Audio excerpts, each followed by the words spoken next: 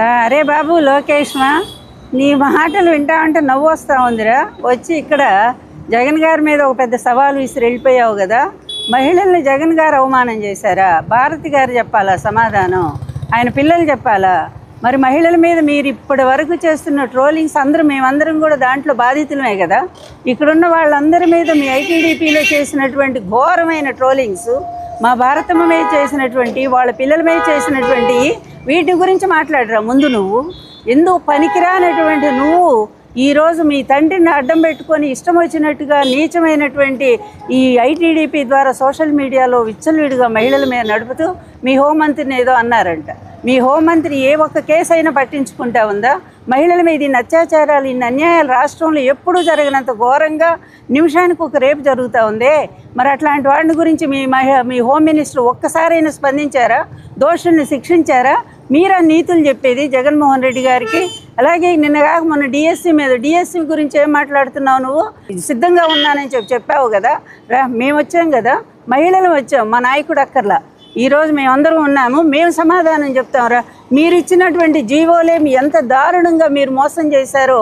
ఎక్కడైనా ఎంట్రన్స్ లేకుండా క్రీడల్లో కూడా ఇస్తారా పోస్టు? నువ్వే చెప్పాలా. అవుట్ సోర్సింగ్లో వాడిని తీసుకెళ్ళి ఫస్ట్ ర్యాంక్ ఇస్తారా ఎవరైనా సరే?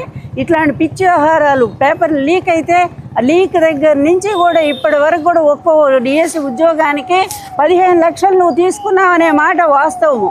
నీ అన్యాయాల మీద వీటన్నిటి మీద మా నాయకుడు జగన్మోహన్ రెడ్డి గారు మాట్లాడితే వివరాలతో సహా బయట పెడితే ఒక్కదానికి కూడా సమాధానం చెప్పకుండా అబ్బా కొడుకులు ఇద్దరు పారిపోయారు. కరకట్ట ఇంటికి పారిపోయారో లేకపోతే హైదరాబాద్ ఇంటికి పారిపోయారు. మీ బతుకులే ఇంత. ఏదైనా విషయం వచ్చినప్పుడు సమాధానం చెప్పకుండా దాటేసుకుంటూ పారిపోయేటువంటి మీరు వచ్చి ఇక్కడ సవాలు విసురుతారా? అంత శక్తి నీకుందా అసలు? నువ్వేంటో, నీ పరిస్థితి ఏంటో ఒక్కసారి నువ్వు ఆలోచించి చూసుకో. నువ్వు వచ్చిన తర్వాత, అంటే నీ బాబు వచ్చిన తర్వాత పరిపాలనకి ఎంతమంది మీద అఘాయిత్యాలు, అన్యాయాలు జరుగుతున్నాయో, ఎంతమంది మహిళలు ఆత్మహత్యలు చేసుకున్నారో, హత్యలు చేయబడుతున్నారో, వీటన్నిటి మీద ఒక్కసారి విచారణ చేద్దామా? నీకు నిజంగా ధైర్యం ఉంటే ఇక్కడ మీ కరకట్ట కొంపకి మేము 200 మీటర్లో ఉన్నాము, ఇప్పుడు రమ్మంటే మేము రావడానికి సిద్ధంగా ఉన్నాం. ఒరే లోకేష్, సిద్ధంగా ఉన్నాం రా. వచ్చి ఎవరి పరిపాలనలో మహిళలకు న్యాయం జరిగిందో, ఎవరి పరిపాలనలో మహిళలకు అన్యాయం జరిగిందో దీని మీద పూర్తిగా డిస్కషన్ చేయడానికి మేము సిద్ధంగా ఉన్నాం. అలాగే ఉద్యోగస్తులు ఎంత దారుణంగా మీరు మోసం చేస్తున్నారో, డిఎస్సి పేరుతో ఎంత అవినీతి జరుగుతూ ఉందో ఇదంతా మేము ఆధారాలతో సహా ప్రూఫ్తో వచ్చాం. మేము వీటన్నింటిని కూడా బయట పెట్టడానికి సిద్ధంగా ఉన్నావురా. ధైర్యం, దమ్ము నీకేమైనా ఉంటే ఎన్టీఆర్ మనవడు మాటి చెప్తావు కదరా నువ్వు.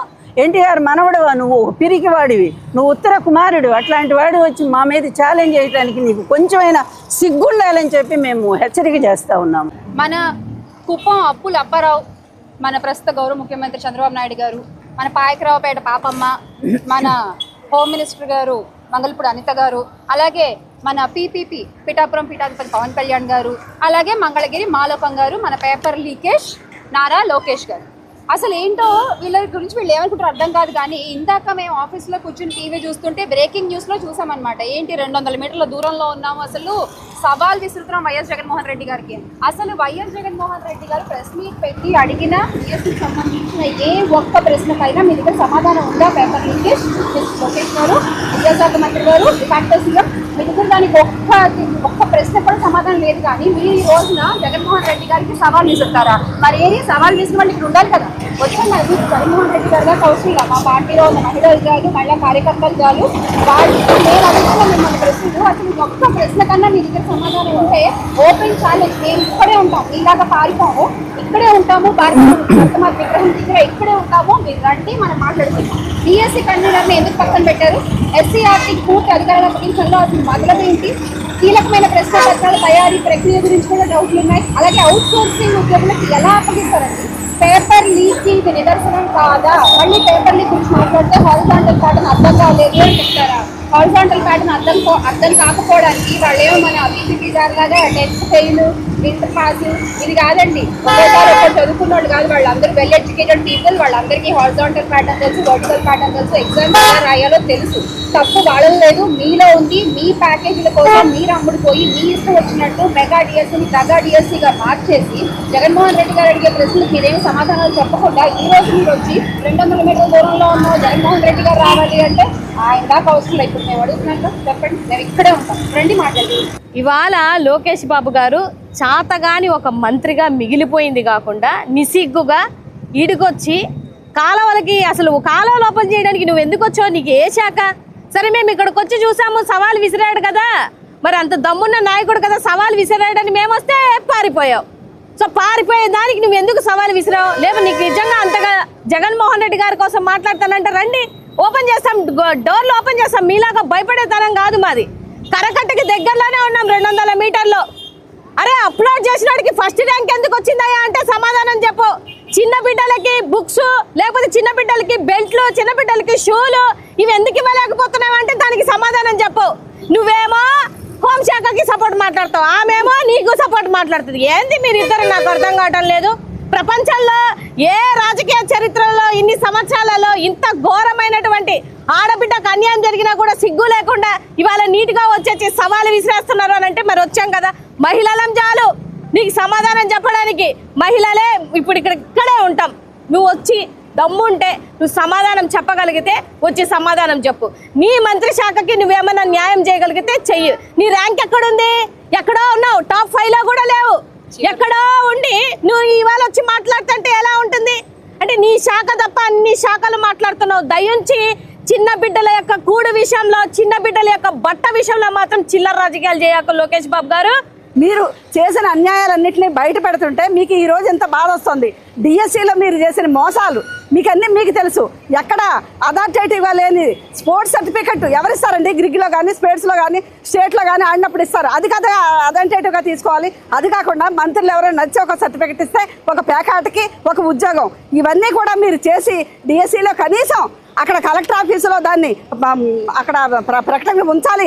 అందులో వచ్చిన వాళ్ళందరికీ కూడా అక్కడ ఒక బోర్డు ఏర్పాటు చేయాలని ఏమన్నా ఉందండి? అది కూడా లేదు. అంటే మీ తప్పులు మీరు కనిపెట్టుకోవడానికి మీరు ప్రతి పోస్టు అమ్ముకున్నారు కాబట్టి దాన్ని ఎక్కడా లేకుండా మాఫీ చేయడానికి చూశారు. ఇంకా అనిత గారి మాటలు, ఒక మహిళగా ఆవిడ మాట్లాడే మాటలు, ఆవిడ ఏదో అనేసారంటున్నారు మేకప్ గురించి. మరి రోజా మేడం గారి గురించి ఎన్ని మాటలు మాట్లాడారండి? బండారు సత్యనారాయణ గారు మాట్లాడిన మాటలు ఎలాంటి మాట? అప్పుడు మీకు ఎవరికి బాధలు రాలేదా? లోకేష్ గారు మీరు సవాళ్ళు విసురుతున్నారు కదా జగన్మోహన్ రెడ్డి గారికి.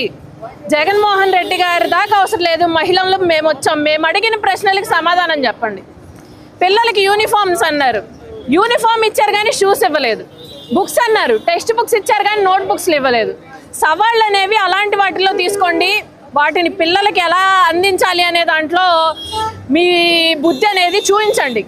అంతేగాని సవాళ్ళు విసరటం మాకు కూడా వచ్చు. ఇప్పుడు అనిత గారి విషయం వస్తే మేమేం మాట్లాడుతున్నాం? అమ్మా అనిత గారు, మీ మేకప్ మీద ఉన్న శ్రద్ధ కాస్త సమాజం మీద పెట్టండి అని చెప్పి అడుగుతున్నాం. దాన్ని వక్రీకరించి మాట్లాడుకుని మీ ఇష్టం వచ్చినట్టుగా దీక్షలకి ధర్నాలకి దిగారు నిన్న. మేము ఒకటే చెప్తున్నాం, మంచిగా సవాళ్ళు విసరటం కాదు, పని చేయటంలో మీ పనితనం చూపించండి. సవాళ్ళే ఉంది, ఎవరైనా విసురుతారు. వచ్చాం, ఇప్పుడు వచ్చాం, మా జగన్మోహన్ రెడ్డి గారి దాకా అవసరంలా, మహిళలం మేము వచ్చాం. మీరు ఏదైతే కరకట్ట మీద నుంచి సవాళ్ళు విసిరారో అక్కడే ఉన్నాం. మీకు దమ్ము ధైర్యం ఉంటే మేము అడిగిన ప్రశ్నలకు సమాధానం చెప్పండి.